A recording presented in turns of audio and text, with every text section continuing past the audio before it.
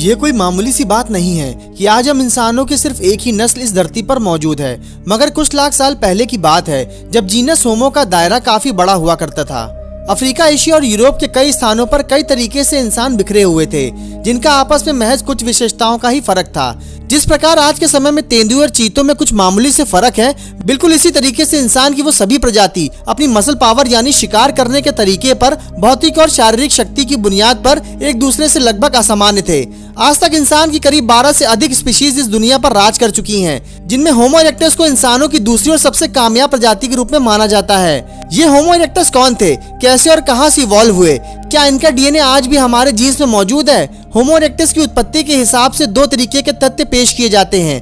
पहला ये कि 2 मिलियन साल पहले जब बदलते हालात के साथ होमो हैबिलिस पृथ्वी से खत्म होने लगे, तो वहीं उनमें से चंद मजबूत इंसान इन बदलते हालात के साथ ढल रहे थे और उस वातावरण में एडजस्ट हो रहे थे। और इवोल्यूशन पर प्रकृति तो यही कहती है कि कुदरत उन मजबूत जीवों को सर्वाइवल के लिए या जिंदा रहने के लिए चुन लेती है, जो जीव खुद को बदलते हालात के साथ ढाल लेते हैं। वैज्ञानिक भाषा में इसे नेचुरल सिलेक्शन या कुदरती चुनाव कहा जाता है। वैज्ञानिकों का मानना है कि होमो इरेक्टस भी होमो हैबिलिस से कुछ इसी तरीके से विलुप्त हुए और होमो हैबिलिस इस पृथ्वी पर हमेशा हमेशा के लिए खत्म हो गए। मगर उन्हीं से तब्दील होने वाले होमो इरेक्टस को कुदरत ने 5 मिलियन साल तक जिंदा रहने का मौका दिया।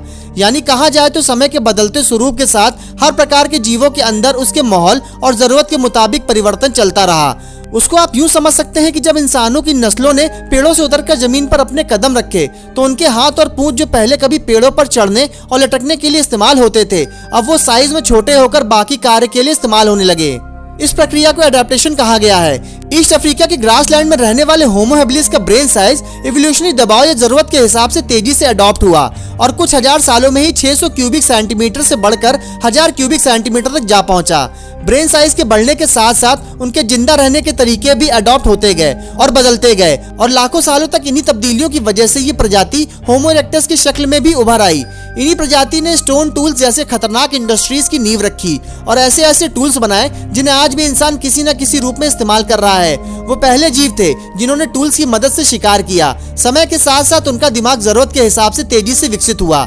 होमो इरेक्टस वो प्रजाति थी जिन्होंने सबसे पहले अफ्रीका को छोड़कर और दुनिया के अन्य भागों में चले गए, जिनकी बदौलत इंसान की आगे आने वाली प्रजातियां इस धरती पर अपने आप को एक सर्वश्रेष्ठ जीव के रूप में प्रदर्शित करती है और आखिरी में सबसे नई प्रजाति यानी होमो सेपियंस के रूप में जन्म लेती है। तो दोस्तों, उम्मीद है आपको ये वीडियो और जानकारी पसंद आई होगी। वीडियो देखने के लिए आपका बहुत बहुत धन्यवाद।